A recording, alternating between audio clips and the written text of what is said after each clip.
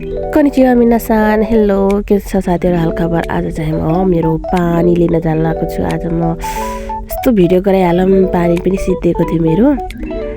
अनि पानी लिन चाहिँ म मार्केटतिर घुसेको ल। अनि मार्केट घुस्ने बहाना, पानी लिने बहाना मात्र हो कि भित्र छिरेपछि त कस्तो कस्तो तरकारी हेरेँ, साग पनि सस्तो पो रहेछ, उठाइदिइहालेँ। तर निम्बु चाहिँ उठाउन सकेन, एउटा पिसलाई 170 रुपियाँ थियो, त्यो उठाएन। त्यो निम्बुको सट्टा मैले मोमो उठाएँ, जापानिज मोमो। अनि त्यसपछि म चाहिँ धेरै घुमेँ, घुम्दा सेल्फरेजीतिर पुगिहालेँ। सेल्फरेजीमा पैसा तिरेपछि अनि मसँग कोइन्स बढी थियो, कोइन हालेर नपुगेपछि क्यास हाल्नु पऱ्यो, फेरि मलाई नोट हाल्नु पऱ्यो। सरी क्यास भन्छु, मेरो इङ्ग्लिस नराम्रो के भनेर क्या।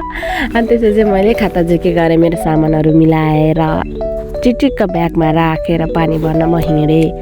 अनि एउटा फाइदा छ हेर साथी, हुन त सबलाई जापान भएको मान्छे त सबलाई थाहा होला, जापान कि आजभोलि त नेपालमा भएको मान्छेलाई पनि थाहा होला, किनभने भिडियोबाट सब थाहा भइहाल्छ। एकचोटि बोतल किन्यो हेर, एकचोटि बोतल किनेपछि दिनदिनै पानी भर्न गयो, भ्याइने बित्तिकै पानी भर्न च्वाट्ट हिँडेको, त्यस्तो फाइदा छ हेर। अब धाराको पानी चाहिँ अलिक फोहोर हुन्छ कि, त्यही भएर बोतल किन्दै